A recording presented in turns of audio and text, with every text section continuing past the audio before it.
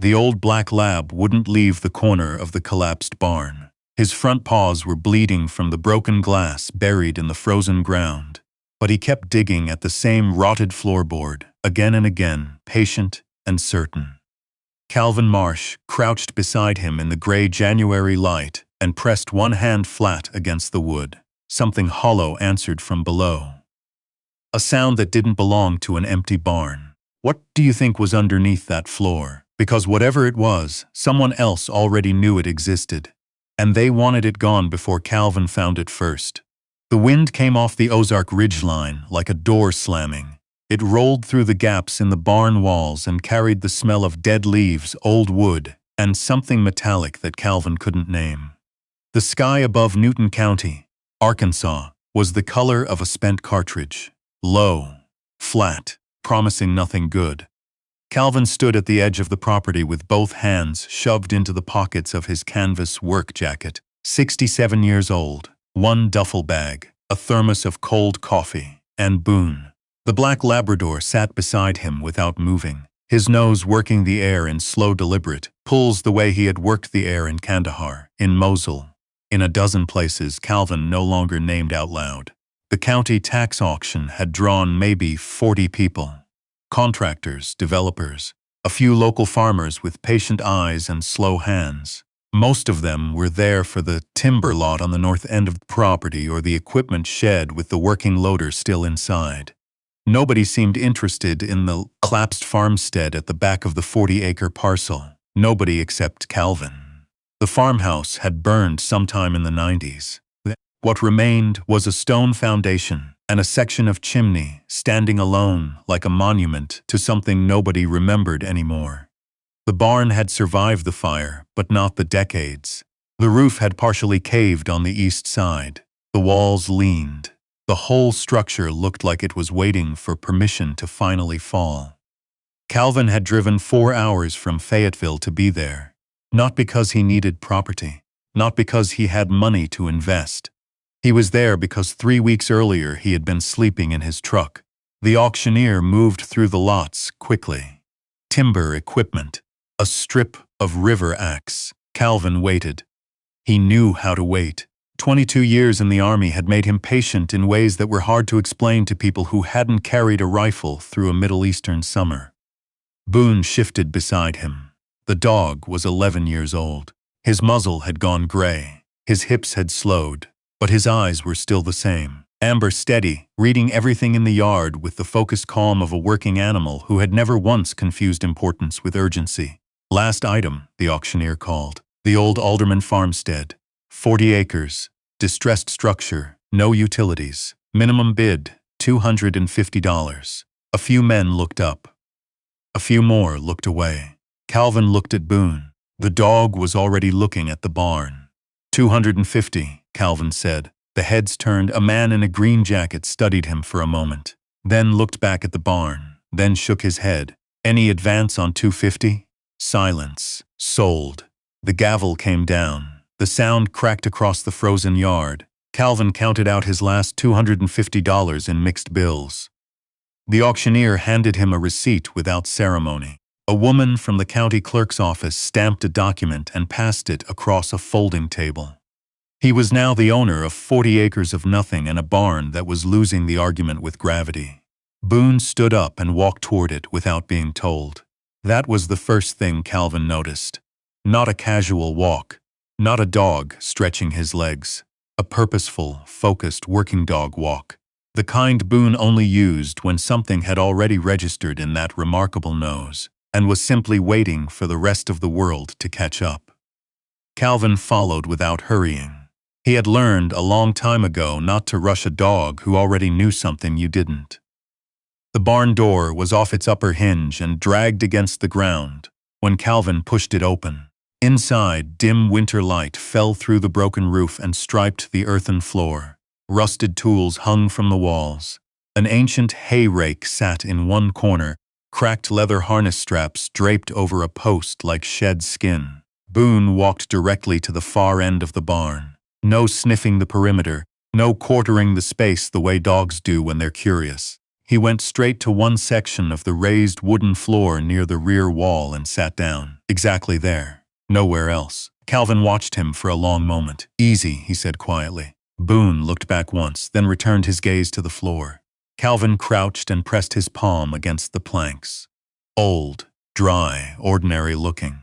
He knocked twice with his knuckle. The sound came back slightly wrong.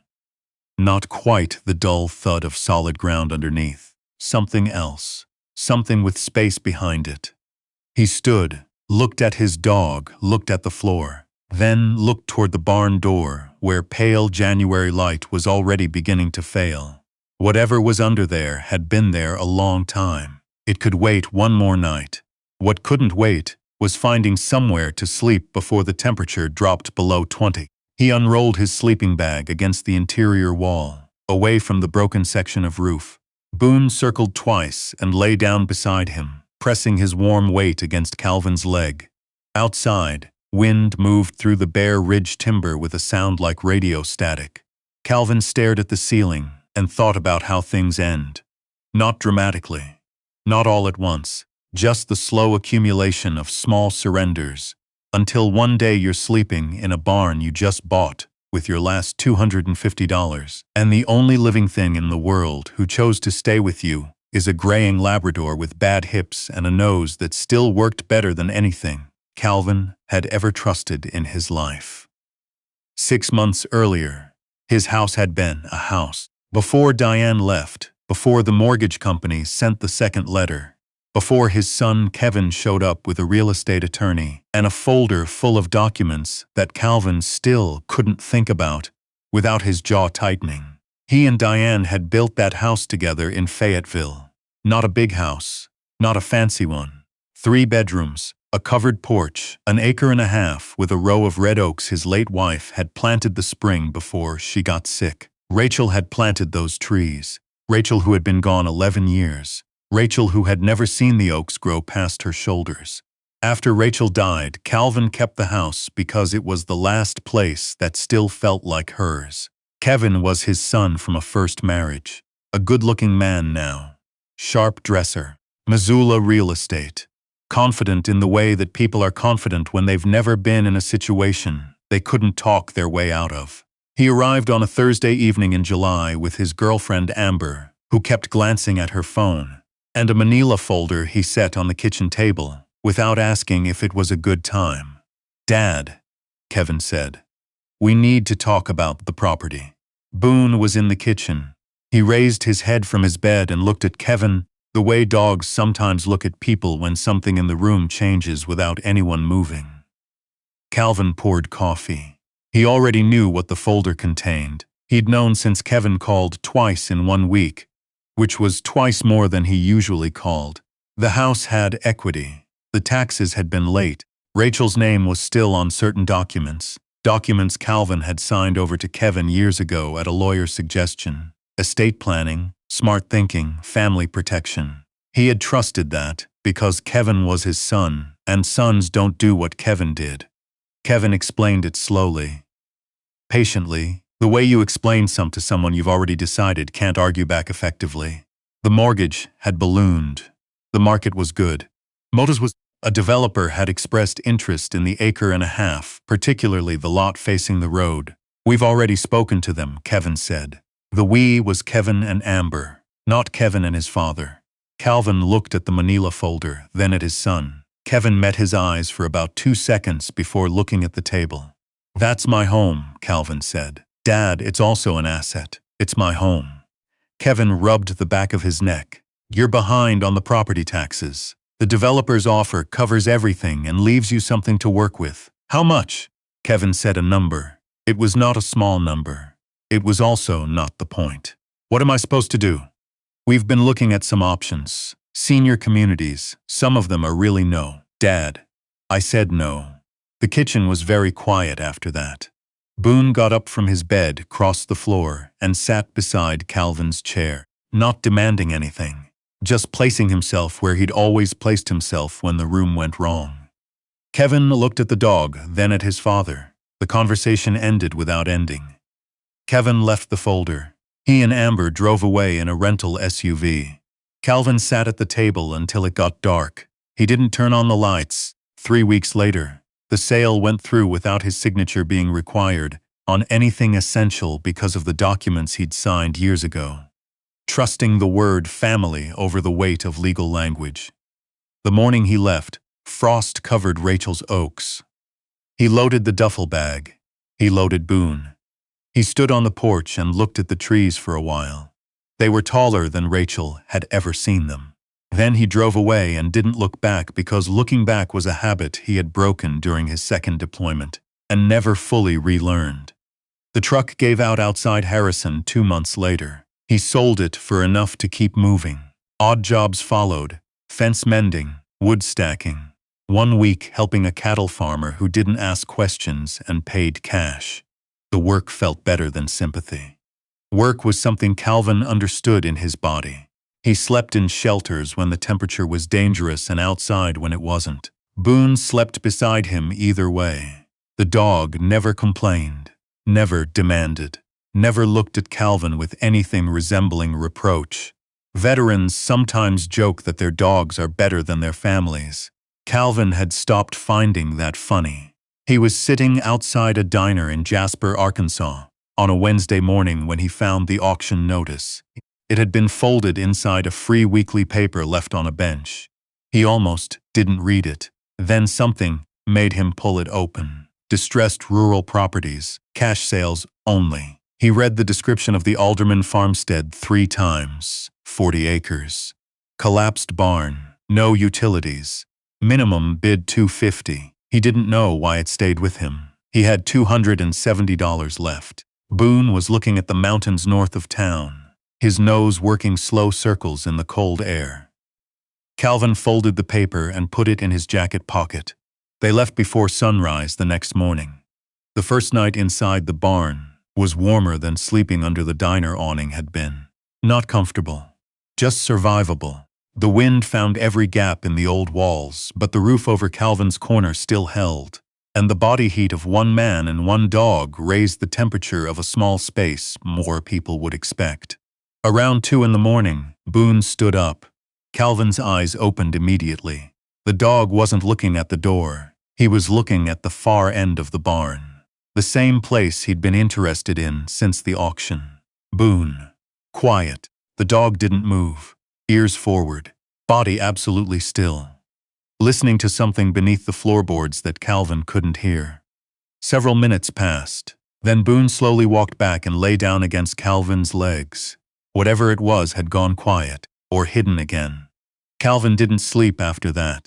He lay on his back watching the stars through the broken section of roof until the eastern sky went gray. Running the same calculation over and over, Boone had never once in 11 years flagged a false alarm. In Kandahar, he had found a pressure plate buried under 18 inches of sand with no surface marker. In the Arkansas summer before his retirement, he had found a gas leak inside a building before anyone else smelled anything. If Boone was interested in what was under that floor, there was something under that floor. The question was what, and who else might already know about it. The town of Jasper was 12 miles by county road. Calvin made the walk the next afternoon, while Boone picked his way carefully through the frozen ruts beside him. The dog's hips were worse in the cold. Calvin adjusted his pace without thinking about it. A hardware store on the main street sold him a pry bar, a hand lantern, and a box of crackers for $17. The woman behind the register had the patient, assessing eyes of someone who had lived in a small town long enough to read strangers accurately. Her name was Ruth Ballard, late 60s. Silver hair cut short, a wedding ring on her left hand that she hadn't removed even though the man it referenced had apparently been gone for some time, based on the singular pronouns she used without noticing. She looked at Boone. He sat automatically, chest out, dignified. "Military dog?" she asked. "Was," Calvin answered. "Both of us." Ruth nodded.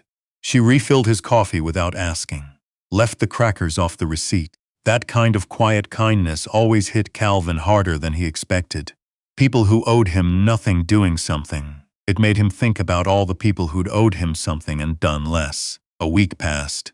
Calvin spent most of it surviving the way he'd learned to survive. Small earnings doing work for a sheep farmer 6 miles east, patching fence, moving rock. The kind of labor that left the mind free and the body honest. Every evening he returned to the barn. Every evening Boone returned to the same corner and sat. Calvin began listening more carefully to that spot. On the 4th evening he crouched low and pressed his ear against the floor. In the deep silence of a rural Arkansas winter night he heard it. Faint, barely there, a dry sound beneath the boards. Not mechanical, not animal, something else, like paper shifting in a sealed space when the temperature changed. That night he used the pry bar. The first board resisted. The second gave way with a sound like a rifle shot in the enclosed space. Calvin flinched. Old reflex, then kept working. The third board came up. Beneath it was not soil. Beneath it was a wood-framed hatch, roughly built, dry as chalk, sealed with a simple hook latch that had corroded but not locked. Calvin lifted the lantern, pressed his eye close to the gap at the edge of the hatch. He could see the edge of something. Fabric, maybe. Old canvas. He lifted the hatch. The smell came first, dust and dry leather and something faintly chemical. Not rot. Not decay, preserved. The kind of air that had been sealed away from weather and time by accident or by intention. The space below was maybe 2 feet deep and 6 feet across. Not large. Enough. 3 canvas bags sat there in the dark, lash with leather ties, old military canvas, the kind that lasted longer than most things made today. Each bag was stenciled with faded black lettering. Property U.S. Army. Signal Corps. Handle with care. Boone lowered his nose to the opening and exhaled once, a slow, deliberate breath. Then he sat back and looked at Calvin, not in alarm. In recognition, Calvin stared down into the hatch for a long time without moving. His knees ached from crouching. The lantern flame trembled in the draft from the broken roof. Signal Corps. He had served alongside Signal Corps units in 2 theaters. He knew what they carried, communications equipment. But also something else, depending on the era, depending on the war, depending on what someone had needed preserved badly enough to hide it under a barn floor in rural Arkansas. He didn't open the bags that night. What he did instead was lower the hatch, replace the boards loosely, and sweep dust across the seams with his jacket sleeve. Then he put the lantern out and sat in the dark for a while. Old habits.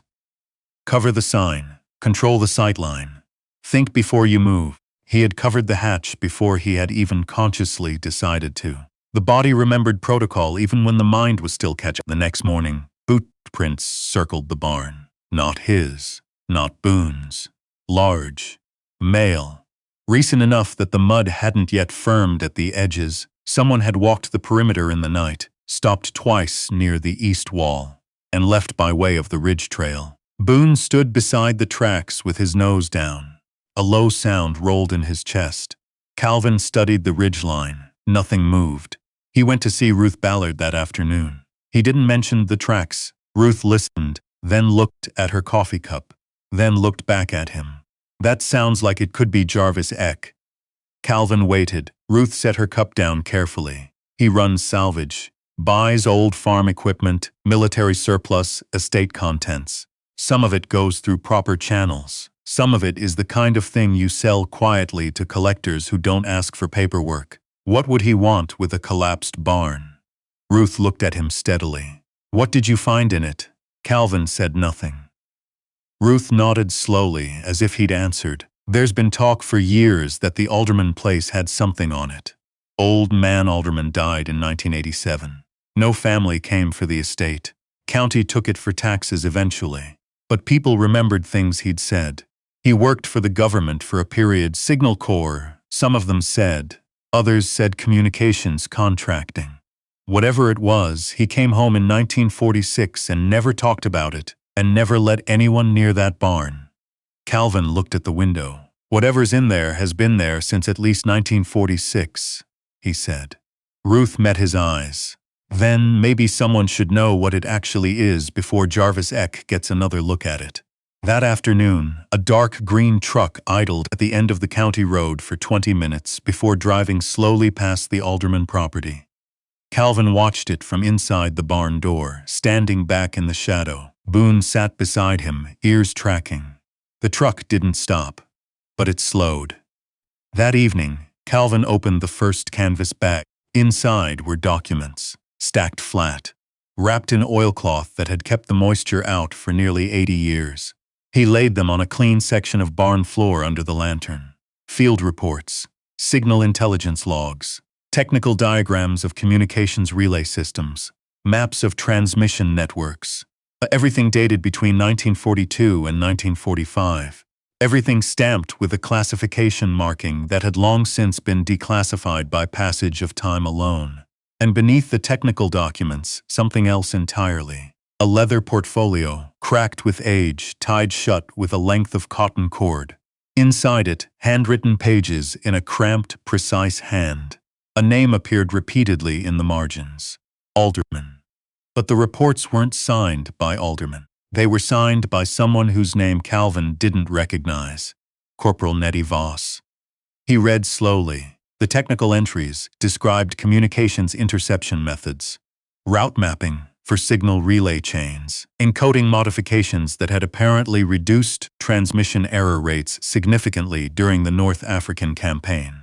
The work was meticulous, detailed, the kind of documentation that came from someone who understood not only what worked, but why.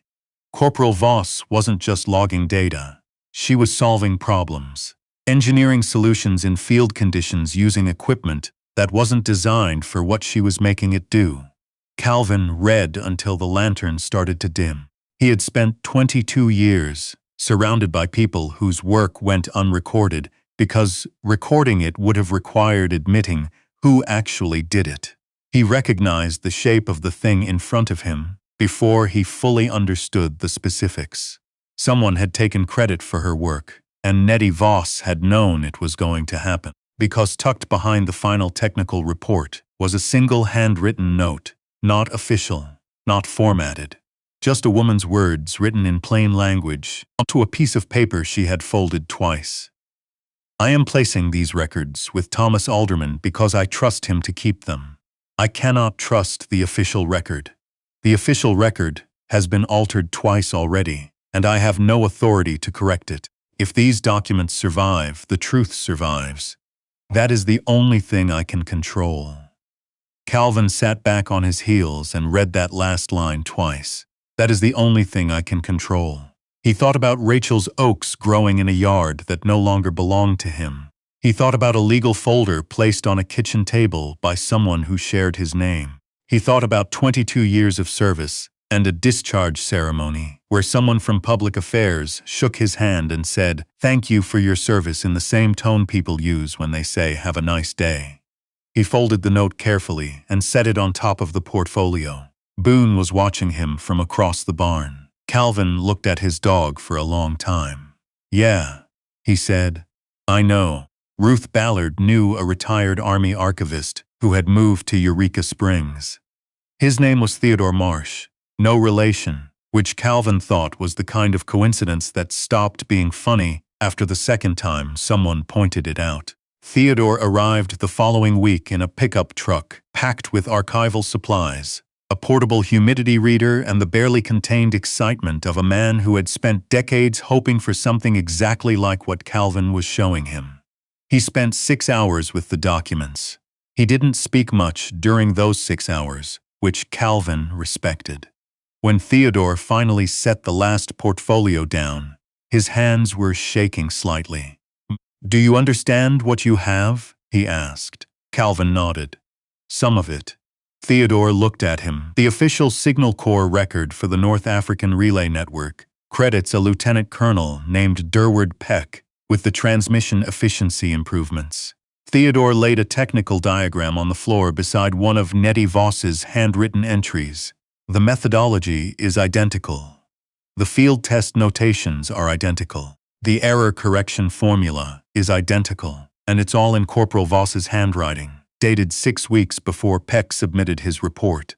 Calvin looked at the two documents side by side. "She knew it was going to happen," Calvin said. Theodore nodded. "She hid the evidence with someone she trusted, and that person hid it under a barn floor and that floor held for 80 years. Neither of them spoke for a moment. Outside, wind moved through the ridge timber. Boone slept near the hatch, as he had every night since they'd opened it, as if standing watch over what was below, even when what was below had been brought above. Theodore came back 3 more times over the following month. He brought a colleague from the University of Arkansas History Department. Then a military archivist from Little Rock.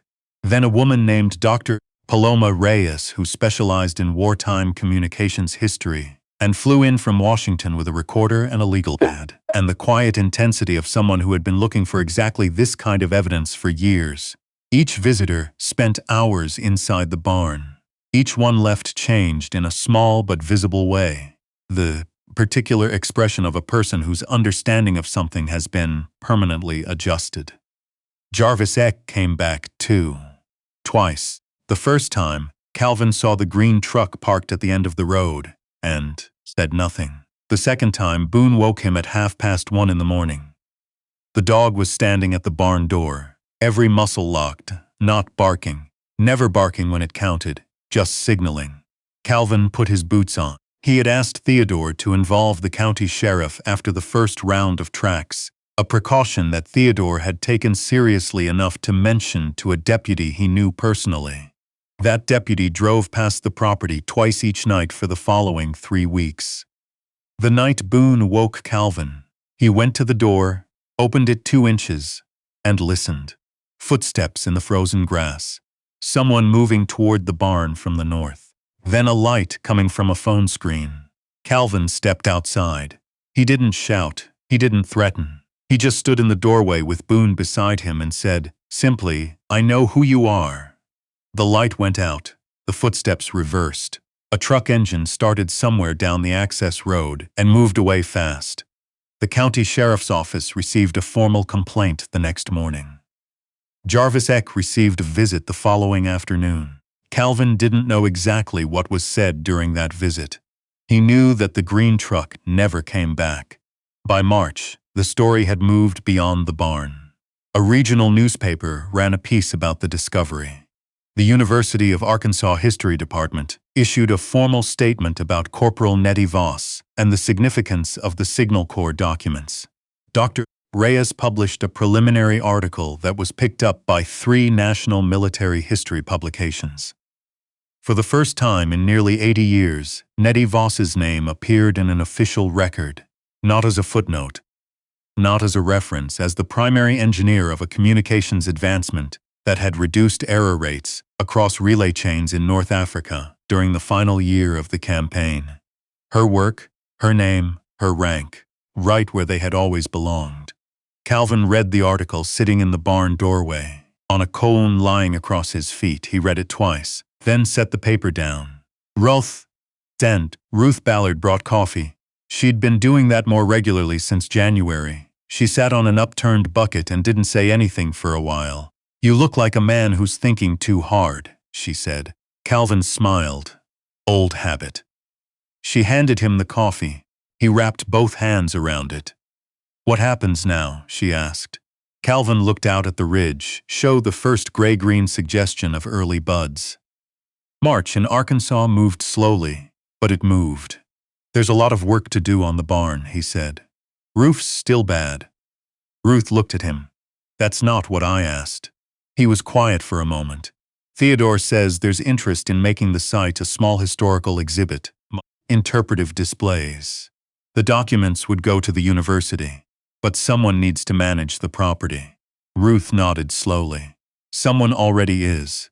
Calvin looked at his coffee. He had 40 acres, a repairable barn, and a growing understanding that what he had thought was the end of something had been, in the particular way that hard things sometimes worked, the beginning of something else instead.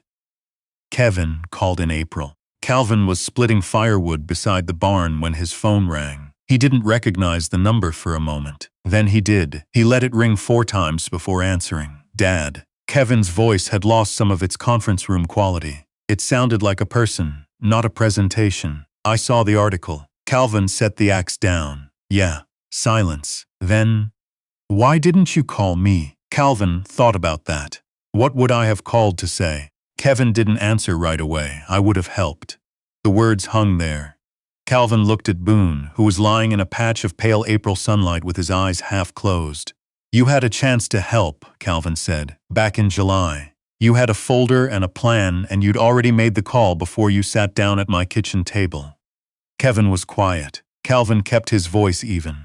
Not cruel, not angry. The anger had burned off sometime in January, somewhere between the county road and the barn floor, leaving something simpler and cleaner behind it. I needed my son. You sent me an asset manager. A long pause. I know, Kevin said finally. It was the first honest thing he'd said in months. Calvin watched Boone shift position in the sunlight. I don't know what I need from you yet, he told Kevin. I need you to understand that before we talk about anything else. Another silence. Then, okay. That was all. They talked for a few more minutes about small things. The property. The history project. Kevin asked one question about Boone and seemed genuinely interested in the answer. When they hung up, Calvin stood beside the woodpile for a while. Trust didn't work the way forgiveness worked. It didn't arrive when someone apologized. It arrived, if it arrived at all, through accumulated evidence gathered over time. He had learned that in the army and forgotten it briefly and now remembered it again. Kevin had said, okay, that was a start, not a resolution. A start. Summer came slowly up the ridge. The barn roof got fixed in June, 3 days of work with Ruth's nephew helping. The east wall was reinforced in July. By August, the structure that had been losing its argument with gravity was beginning to win it back. The Historical Society installed the first interpretive sign in September. A modest thing, well made. Mounted at the barn entrance. On it was a photograph of Corporal Nettie Voss, Signal Corps, 1943. A young woman with careful eyes and an expression that suggested she was in the middle of solving something and had paused only briefly to let the photograph happen. Below her image was a quote from her handwritten note. If these documents survive, the truth survives. Calvin stood in front of that sign for a long time on the morning it went up. Boone sat beside him, patient, present, unhurried. The dog's muzzle was nearly white now. He moved carefully across uneven ground. He slept more than he used to, but his eyes were still those eyes, still amber, still reading the world the way he'd always read it, with the particular thoroughness of an animal who understood that most things worth noticing went unnoticed by everyone else. Visitors began arriving in October. Not many at first. Veterans, mostly, history teachers, families with children who asked good questions and deserved straight answers. Calvin answered them. One Saturday afternoon, a woman in her 80s was helped up the path by her granddaughter. She stood in front of the sign for a very long time. Then she turned to Calvin. I served in the Signal Corps, she said, 1965. They told us we were replaceable. Calvin looked at her. Everyone who ever did the work was told that, he said. Didn't make it true. The woman looked at Nettie Voss's photograph. Then she nodded once, the way people nod when something lands exactly where it needed to. That evening, after the last visitors had gone, Calvin carried his folding chair outside and set it beside the barn. Boone lowered himself carefully onto the grass beside him. His hips made it a production now. Once he was settled, he let out a long sigh. The Ozark ridgeline went gold, then amber, then dark. The first stars appeared above the timber. Somewhere down the valley, a truck moved along the county road, its headlights sweeping through the trees and then gone. Calvin leaned back in the chair. The night air was cool and carried the smell of wood smoke from somewhere up the ridge. Boone laid his chin on Calvin's boot. The same dog who had sat beside him in a Fayetteville kitchen when everything went quiet. The same dog who had slept in a truck, then a shelter, then a barn, who had found the hatch in the floor, who had stood in the doorway at 1:30 in the morning without making a sound, doing the one thing he had always done, the one thing that had never once required explanation. Staying, Calvin rested his hand on the dog's back. In the barn behind him, behind the new roof and the reinforced walls, behind the interpretive displays and the archival quality cases, and the framed photograph of a woman the official record had tried to erase, Nettie Voss's documents rested in climate-controlled preservation. Her name was in the record now. And here, at the edge of a ridge in Newton County, Arkansas, at the end of a year that had started with a man sleeping in his truck and a dog who refused to sleep anywhere else, something else had also been preserved. The idea that being left behind was not the same as being without worth. That truth waited. That loyalty was not a transaction. That some things held even when everything around them gave way. The stars came out one by one above the Ozarks. Boone's breathing slowed, deepened. The old dog dreamed, his paws moving slightly, running somewhere only he could see. Calvin watched the ridge go dark and did not feel lost.